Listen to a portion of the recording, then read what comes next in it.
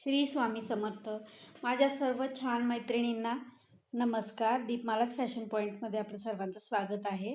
आज मी तुम्हाला मागच्या व्हिडिओमध्ये जो लेहंगा दाखवला आहे त्याच्यावरचं ब्लाऊजचं कटिंग आणि स्टिचिंग दाखवणार आहे. तरी तुम्ही तुमच्या काही अडचणी असतील किंवा नवीन काही शिकायचं असेल तर नक्की कमेंट करून सांगा. बघा, आता इथे मी अस्तरवरती ब्लाऊजचं कटिंग करत आहे. ब्लाऊजची उंची 12.5 आहे, त्याच्यामध्ये मी पाऊण इंच घेतले, असं मी 13.25 घेतले. त्यानंतर छातीचं माप इथं मी घेतलेलं आहे.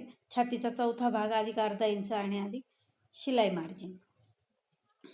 याची शोल्डर बोटनेक ब्लाऊज असल्यामुळे मी याची शोल्डर 6 घेतलेली आहे, कारण की 12.5 शोल्डरचं माप आहे पूर्ण, तर त्याच्या अर्ध 6.25 होतं आणि पाव इंच आपण मायनस करतो.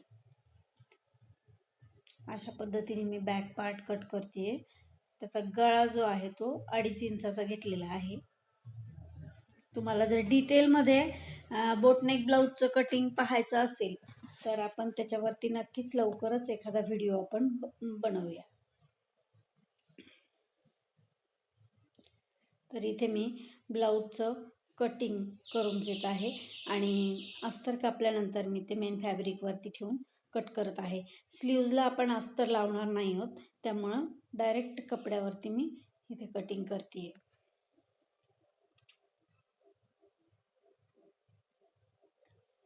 आता इथे आपलं कटिंग झालेलं आहे. याला मी अस्तर जोडून घेतले. त्यानंतर गळा मी उलटवून घेतला, कारण वरून माझे त्याच्या लेस येणार आहे, त्यामुळं त्याची शिलाई आपल्याला दिसणार नाही आहे. मग तुम्ही बघू शकता इथे मी काय केलं आहे, सगळे पार्ट मागचा आणि पुढचा हे उलटवून घेतलेले आहेत. त्यानंतर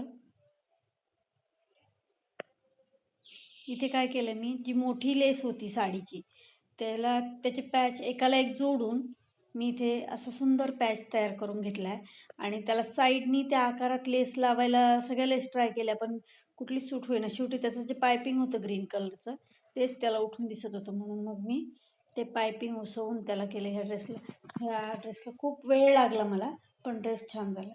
आणि स्लीव्जला लेस अटॅच करून घेतली आहे. त्यानंतर बॅक पार्टचा जो गळा आहे, बॅकनेक आणि त्याला बॅक हुक पण आपण करतोय, तर त्याला सुद्धा मी इथे लेस लावून घेतली आहे. समोसा आकार आपण इथे घेतलेला आहे. खाली हुक येतील आणि वरती त्याला नॉट करणार आहोत आणि छोटेसे लटकन. आता आपण याला हुकची आणि आईची पट्टी करून घेणार आहोत. तर आता इथे बघू शकता, मी तुम्हाला आईची इथे पट्टी तयार करून घेतली आहे.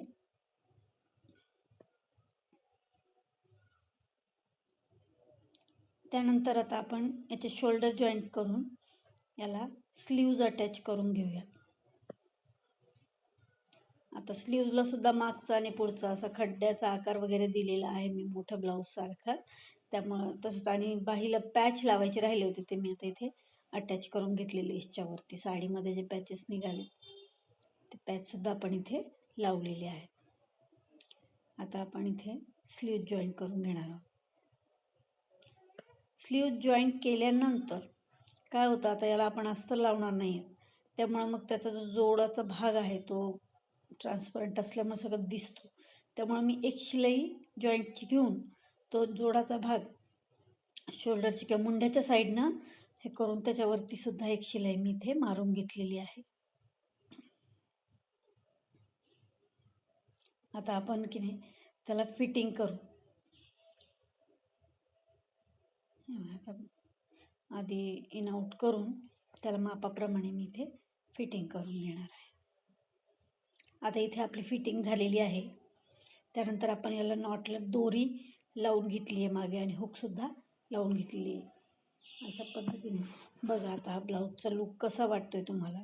हा फ्रंट पार्ट आहे आणि हा बॅक पार्ट आहे. छोटे छोटे मी याला लटकनसुद्धा केलेले आहेत. तर हे ब्लाऊज तुम्हाला कसं वाटलं, अगदी सोपं, नक्की मला कमेंट करून सांगा. आता ब्लाऊज सोबत मी पूर्ण तुम्हाला लेहंगा आणि ते दाखवते, म्हणजे कसं दिसतं लुक त्याचं कळेल. हे बघा, हा लेहंगा आहे कळ्यांचा आणि त्याच्यावरती हा ब्लाऊज आहे आणि त्याच्यावरती मी सुंदर अशी ओढणी तयार केली आहे. साडीचा जो पार्ट होता त्याला पूर्ण लेस उसवून त्याला त्या मुलीच्या साईजची ओढणी मी तयार केली. क्लायंटला खूप आवडली, ते खूप खुश झाले. हे बघा, घातल्यानंतर हा ड्रेस खूप सुंदर दिसणार आहे. त्याला वेळ लागला, पण ड्रेस खूप सुंदर तयार झाला. त्यामुळे काहीच नाही वाटलं, अगदी खूप छान वाटलं.